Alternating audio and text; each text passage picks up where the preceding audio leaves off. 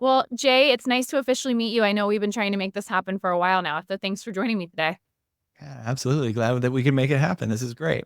Yeah, I can't wait to dive into your story a little bit more. And obviously, if I ask you for an introduction, I'm sure a little bit of that is going to jump into your story. But why don't you just give a brief overview of who you are and then we'll start our conversation? Yeah, so most simply, I'm an Ironman battling brain cancer. So I'm a husband, I'm a father, I'm a pastor.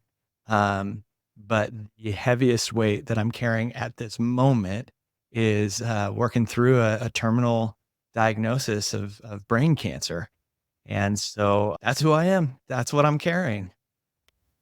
You described that as simple. I feel like, yes, that is a straightforward sentence, but there's so much weight and heaviness to what you just said. And again, we're going to get into your story. So I want to say like, thank you for being courageous enough to come on my show. And I know you've done other shows as well and shared the story about all of this. But are you comfortable going back into how you found out that original moment of when you found out that you were diagnosed with this kind of cancer? Yeah, absolutely. And I'm an open book on this, so Okay. I'm comfortable with whatever you might want to ask. But yeah, Okay. so the original diagnosis, I remember it like it was yesterday.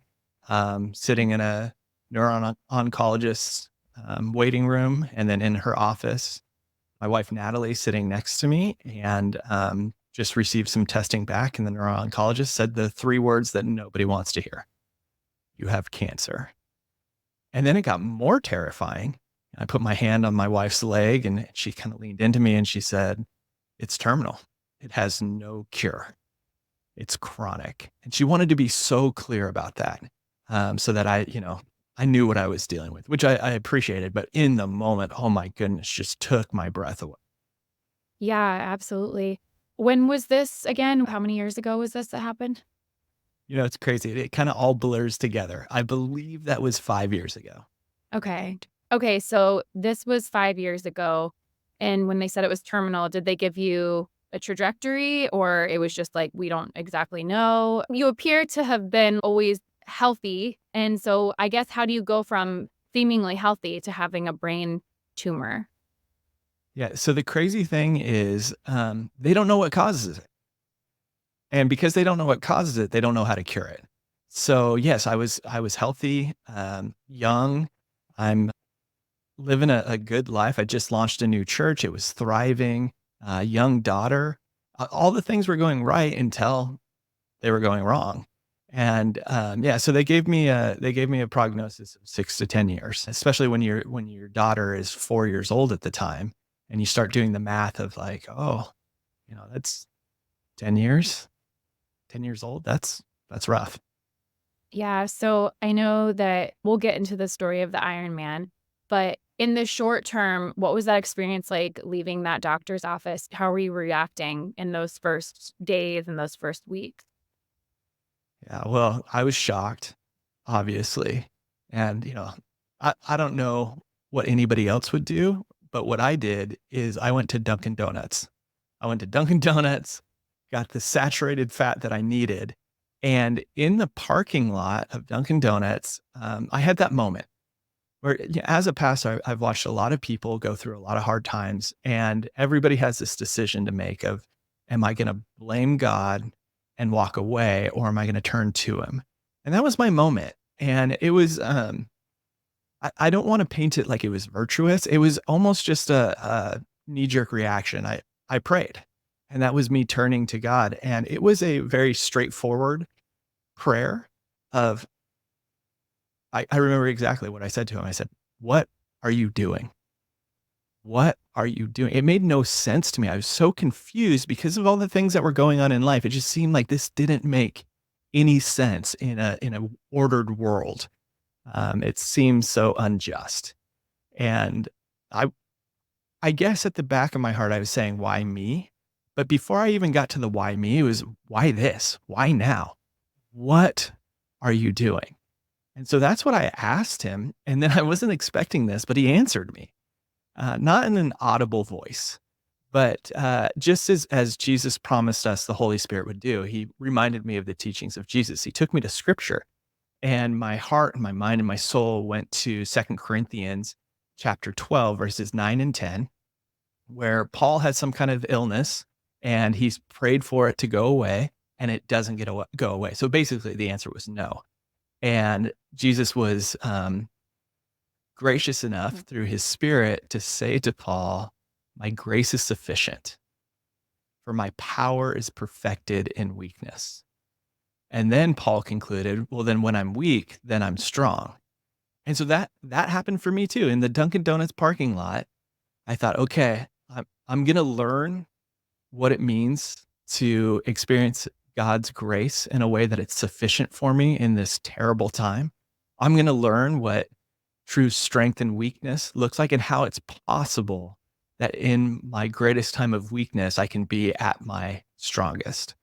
And so I left the parking lot with a certain amount of satisfaction in my soul, because what I was seeking God for in that moment was, God, what are you doing? I'm so confused. And I left feeling like, okay, well, I kind of know. I don't know all the answers, but I have enough that I know, okay, this is what God's up to. And so I drove back home, and then I prayed a very pivotal prayer. And that was, okay, God, you told me what you're up to. Now, how can I join you? Mm, How can I join you? mhm, And again, a very kind of reflexive prayer, because I'd prayed those two prayers so many times in my life. God, what are mhm, you doing? How can I join you? What are you doing? How can I join you? mhm, As a pastor, I'd pray it all the time about my congregation, the community, all these things. God, what are you doing? How can I join you? And so it just kind of came out mhm. in my prayer. Wow. Like I said before we jumped on the call, one of the reasons I wanted to talk to you is because I feel like, again, you said you had a choice of how to react in that moment, leaving the diagnosis and just dealing with all the grief, but you had a choice to make. And to me, on the Minimalist Moms podcast, I look to speak with people that seem to be incredibly intentional about the way that they're living life.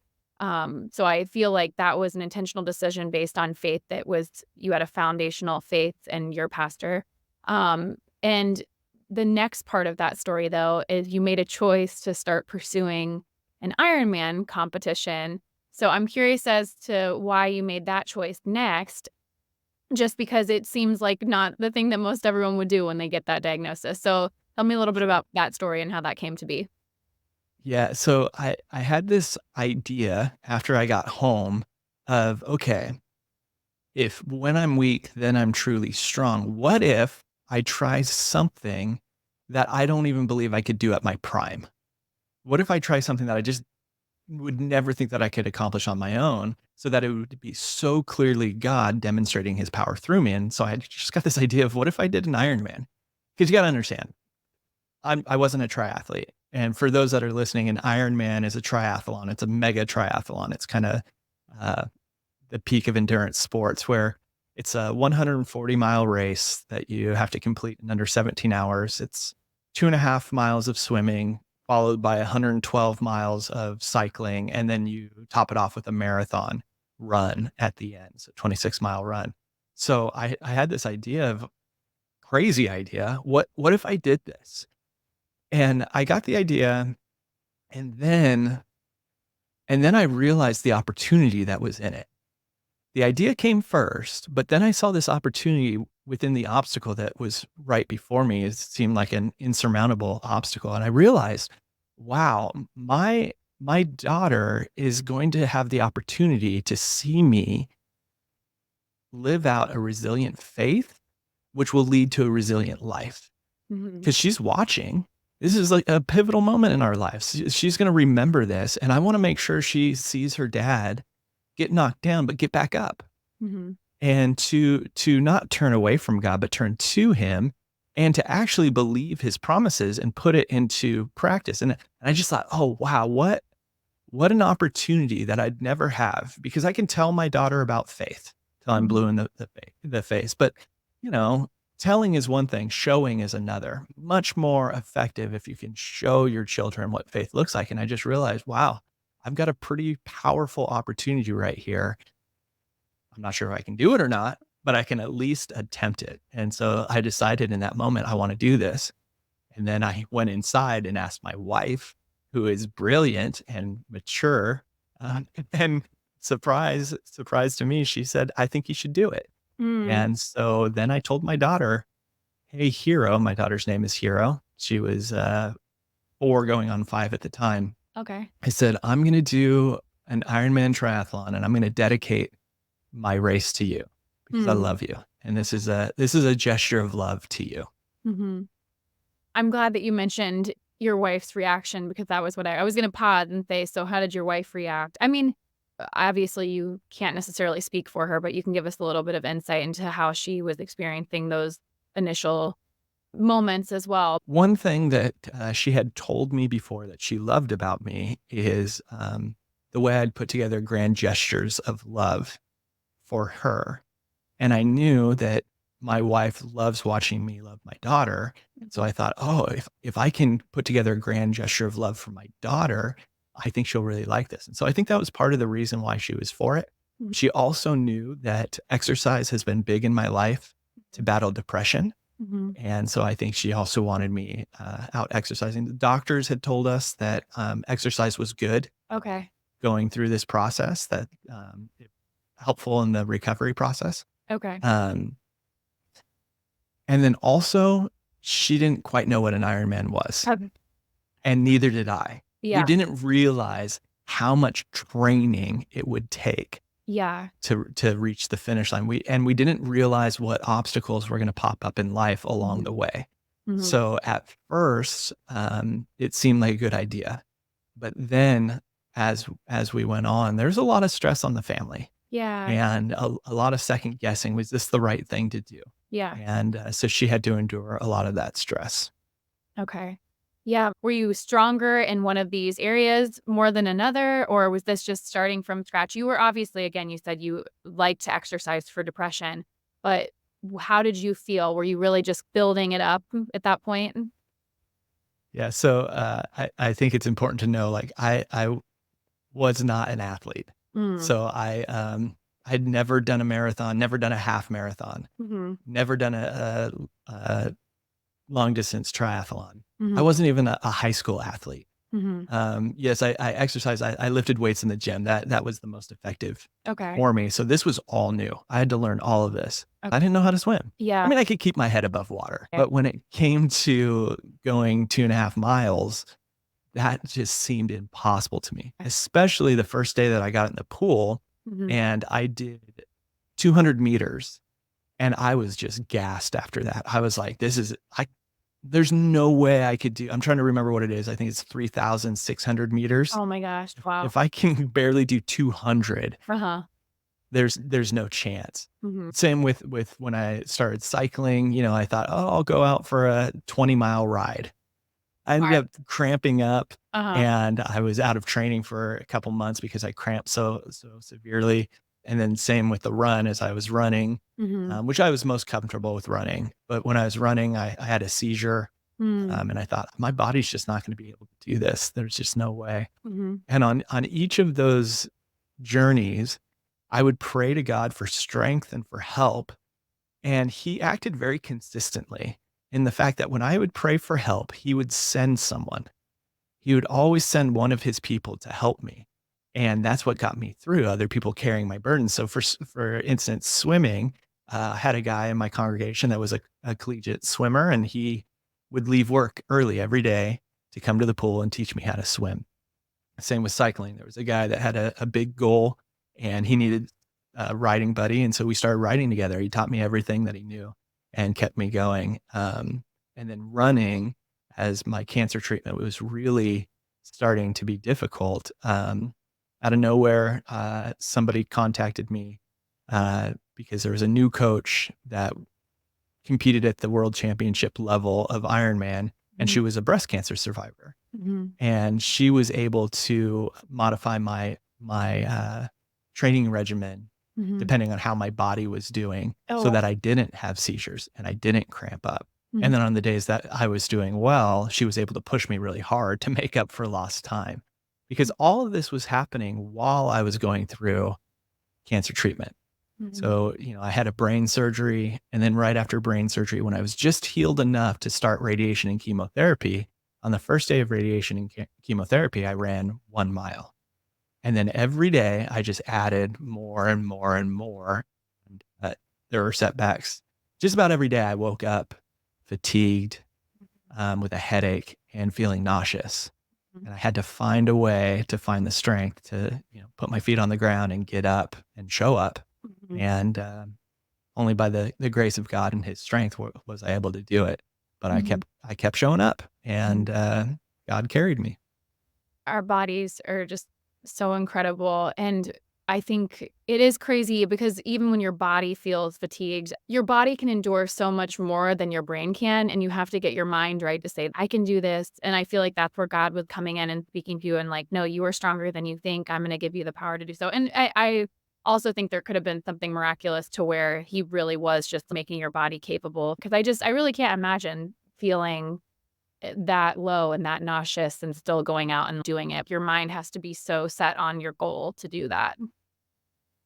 Yeah, and a lot of motivation comes from both having a purpose, and Yeah. it wasn't on my bucket list at all, Yeah. but because I had dedicated my race to my daughter and I wanted Mhm. to show her what resilient faith and living looked like, that was a huge motivator. And then also because I was leaning on the promise of God, Mhm. where I didn't feel like I was on my own, but okay, of course I feel weak. Of Yeah. course. I'm going through cancer treatment. Of course I'm gonna not want to get out of bed. But I also had the motivation of course I'm weak, but I'm also strong during this time. This Mhm. is this is a unique opportunity to demonstrate strength. And so that helped me get out of bed. Okay, so flash forward, how long was the training process? It's about 9 months. Okay, 9 months. So how did it end up working out for you? Yeah. So race day came October of 2020. Oh, Don't know if you remember much about 2020. It was a wow. little something going on in the world. Yeah. And so that threw a wrench in the plans and the fact that I was registered to race in Australia, but Oh, that race was canceled. okay. And then I deferred my race to Northern California, but that race was canceled as well. And then by this point, I was an Ironman sponsored athlete, Mm. not because of my speed or stamina, simply because of my story. I kind of embodied their anything is possible Yeah. motto. So Ironman called me and said, "Hey, Jay, we want to make you an honorary participant in our world championships," which, Oh. I have no business being there as a first time triathlete. Mhm. Um, but they also said, all of our races worldwide have been canceled. And Hawaii, they hold it in Kona every year. Hawaii will not allow us to hold the world championships there. So this is going to be our first ever full distance virtual race. Okay. And we want you to participate. I said, wait, what's that? Uh-huh. And they said, well, you'll use your Garmin sports watch. You'll download an app and we will track everything over that, your distance and your time. And if you can do 140.6 miles in under 17 hours, you'll be considered an Ironman. Oh. And I thought about it very quickly on the phone. And I said, well, let me talk to my wife, Mhm. which is kind of man code for no. Uh-huh. It's going to buy me a little bit of time, but I had never participated in an Ironman. I didn't know what an aid station was. I didn't know what a transition zone was. I didn't know anything. Yeah. And so now all of a sudden what they were telling me is, all right, Jay, we want you to plan your own 140-mile course, create aid stations, staff those aid stations, create transition zones, staff those transition zones, Uh-huh. and all the other things that you don't know about because you've never done this before. And I thought, that's crazy. I can't do that. I'm pushed to my limit already, Uh-huh. and then to throw that on top of it. But talking to Natalie, she's brilliant and she had a really good point. She said, "Jay, if you can plan your own race, you can set up the finish line right in front of our house." And when she said that, I had this kind of metaphor pop in my head of, you know, having terminal cancer. It's kind of like you're fighting every day to make it home another day. Mm. And now this race takes on this aspect of I'm giving it my all to make it back home to the finish line, back home to my daughter. And, my daughter had seen me training before. She saw me come by the house on my running routes and things like that. And so to cement this in her memory this way just seems so beautiful. Mhm. And so when Natalie said that, I was like, okay, this is doable. And then she said, hey, it was sweet to think that we were going to go to Australia and that would have been beautiful. But she said, none of your support Mhm. community would be there. Your Yeah. church wouldn't be there. Your family wouldn't be there. Your friends, but here they can rally around you. And I thought, oh, that's true. So I called Ironman back and I said, I'm in, count me in. Okay. Wow. So how did it go? Did you have any blips during the day, the actual time that it happened? Yeah, it was a beautiful day. It was perfect conditions and started, 5 a.m. before the sun came up Mm. and started my swim. And about 150 friends showed up for that Mhm. time. And they were all lining this pier. And I was swimming along the pier because it's got to be an open water swim. So I'm out at the Pacific Ocean. All my friends are lining the pier. Uh-huh. And as I'm swimming, I look up and I make eye contact with my daughter, Uh-huh. and she started waving at me. Uh-huh. And I was at this perfect point in my swim where my hand was out of the water and I was able to wave back to her. And Oh. she started jumping up and down. Mhm. And it just fueled my heart with joy. And when my heart just filled up with joy in that moment, I could feel myself being strengthened. And Mhm. so I got out of the water, finished my swim quite a bit faster than projected, and I was feeling good. And then I got on the bike and riding up PCH, which is a beautiful Oh, ride. yeah. Sun is rising. It's 75 degrees, no wind. And I had set this intention to give thanks all day long because this is what I found. I knew that the joy of the Lord will be my strength. And there's this phrase that I think a lot of people have heard, choose joy. It's a wonderful sentiment. However, it doesn't work. At least it didn't work for me. Mhm. It didn't work for me. I had tried to choose joy, and maybe my situation was pretty extreme, but when I just tried to choose joy, it just didn't work out for me. But what I learned is gratitude Mm. is something I can choose. I can choose to find things to be grateful for, even in the midst of the suffering. And Mhm. gratitude is the gateway to joy. Mhm. And the joy of the Lord is your strength. So all day, I had so many things to be grateful for, the people around me, the conditions. And so it was a beautiful race. I got off the bike. So that's about 115 miles into the race. Got off the bike feeling great Mhm. and transitioned to the run. A lot of my friends were at that transition zone, my wife and daughter. My daughter came, gave me a big hug, knocked me on my back. Ha ha ha ha. Just a real joyful moment. And I got up and I started running. And I was planning to run 10-minute miles, Mhm. which isn't fast, but for a first time triathlete, you're already 120 miles deep. Mhm. It's respect. So I'm running 10-minute miles, or at least that's what I plan on doing. And 1 mile in, I asked my pacer who was running with me, I asked him, what's my pace? And he said, 8-minute miles, slow down. And I said, okay. So I was feeling good. So I slowed down and we went another mile. And I asked him, okay, what's my pace? He said, 8.5-minute miles, slow down. And I had this thought, I thought, man, maybe God is giving me this like superhuman strength, this Yeah. supernatural strength. And I thought, Uh-huh. maybe I'm just going to crush my time. I was already ahead of schedule. And I thought, maybe I'm just going to crush it. And then just about the time that I had that thought, it happened. Mhm. It all just went downhill where my stomach said, I don't want any more of this. I had been putting in nutrition the entire race, and my stomach was really kind of stationary, right? When you're swimming, it's in one place. When you're cycling, it's in one place. But once you start running, it starts, Yeah. jostling. Yeah. And all the nutrition that I had taken in because of my cancer treatment, I wasn't absorbing it through my gut lining because Oh. the chemotherapy was just destroying my digestive system. Yeah. And so all of that I'd been putting into myself for, a full day now is just sitting there, and then it wasn't going to sit there anymore. Mhm. And so I kept running, but it felt like I was running with the stomach flu, Mm. and it was just harsh. Mm. And I had this realization. That I still had, about 20 miles to go. And I realized if I couldn't even take a sip of water for 20 miles, whether I was going through cancer treatment or not, nobody can go 20 miles without taking a sip of water.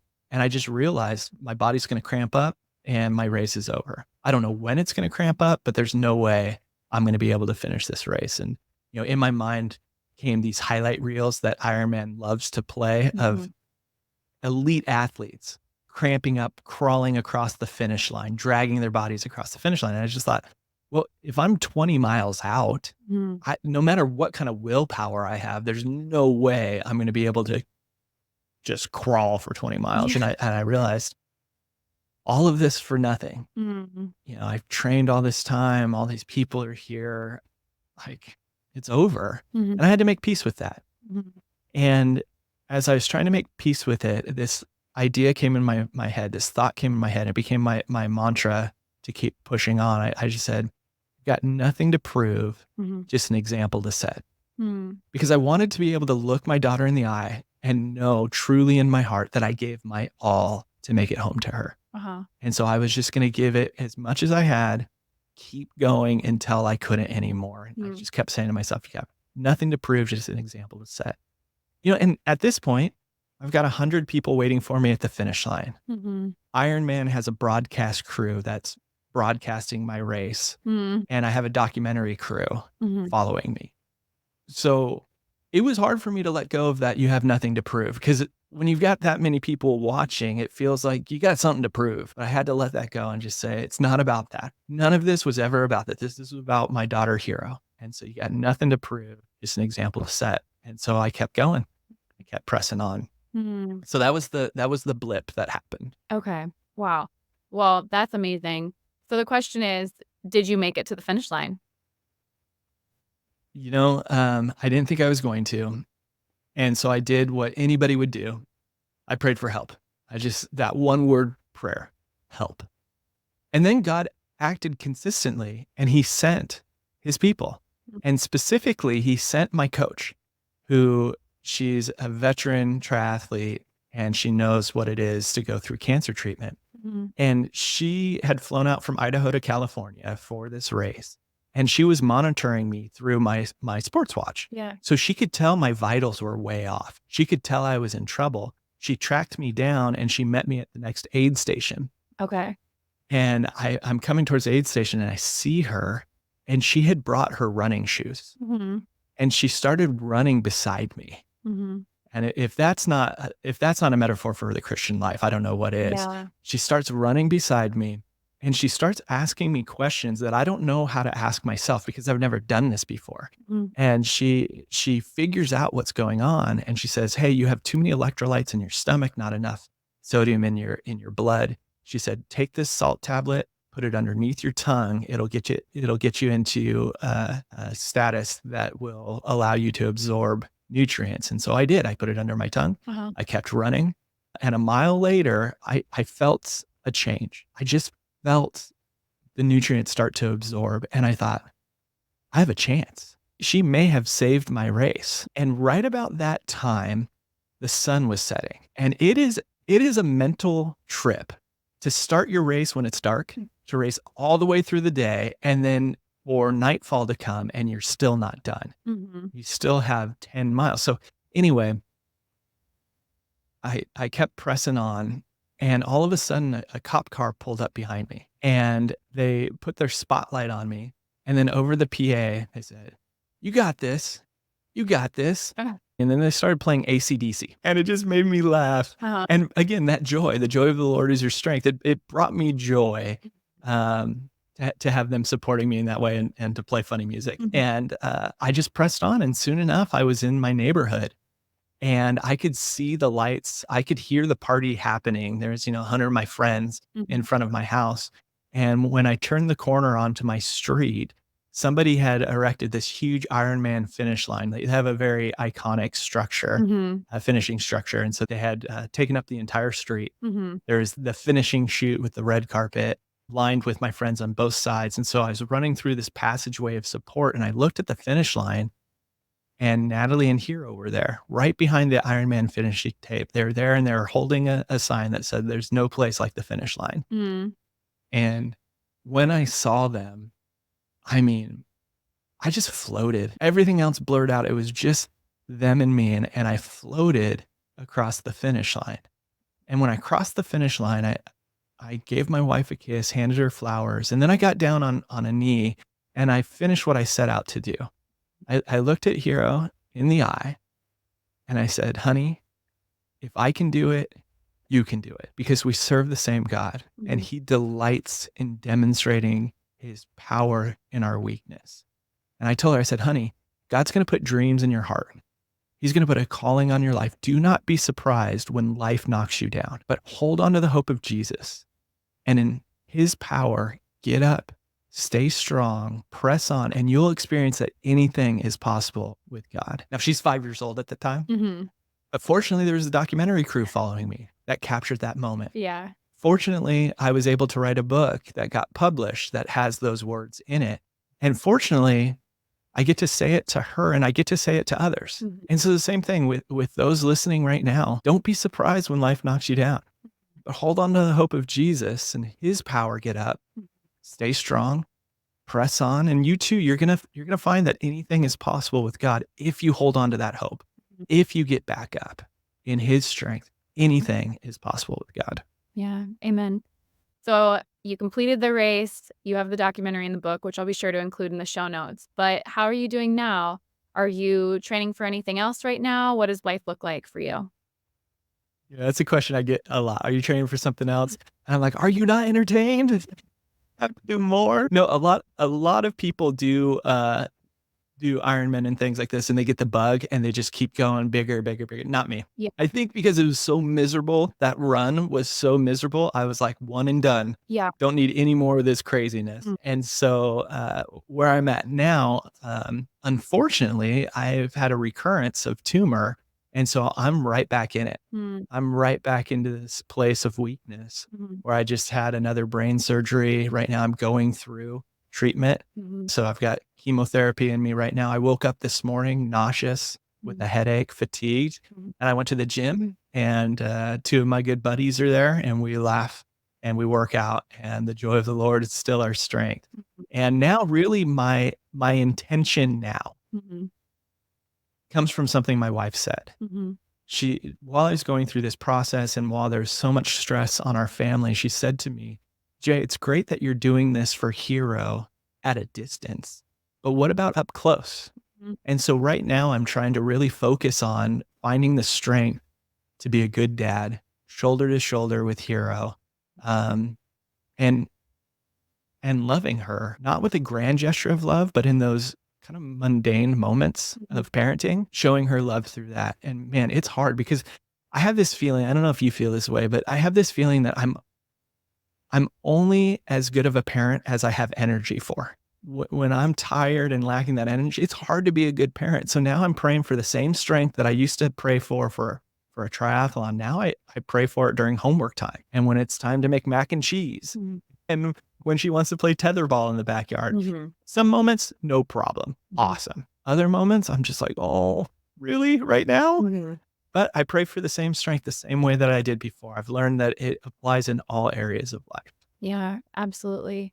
Well, I'm sorry to hear that, but I think that your mindset is hopeful. Again, you have to make that choice to say, am I going to give up and just, I'm not saying it's easy. I don't have personal experience of going through this kind of adversity, but I think that having that mindset in hope and getting that hope from God, it just is definitely the place to be when going through any type of adversity. Perfect.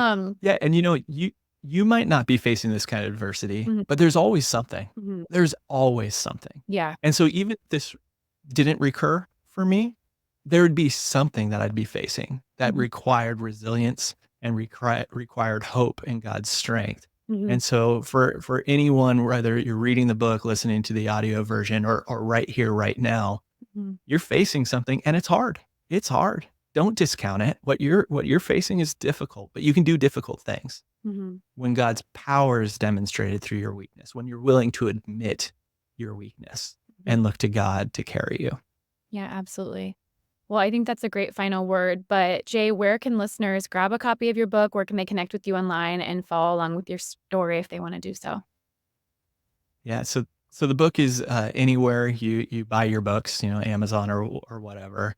And same with the documentary that's on Amazon Prime right now. That's called Dear Hero. So the book's called I Am Weak, I Am Strong, Living a Resilient or having resilient faith for a resilient life. And I want to point out, it's not just a memoir. It's Mhm. not just my story. It's really a field guide for how to build resilient faith so that Mhm. you can live a resilient life. Yeah. Mhm. And then you can follow me on all the socials at Hewitt. My website is jhewitt.org, but would love to stay in touch with people for sure. Yeah, well, thank you so much for sharing your story today. It was impactful to me, so I'm sure that it's been impactful to my listeners, and I just wish you the very best, and I thank you for joining me. Oh, thank you so much. Great to get to know you.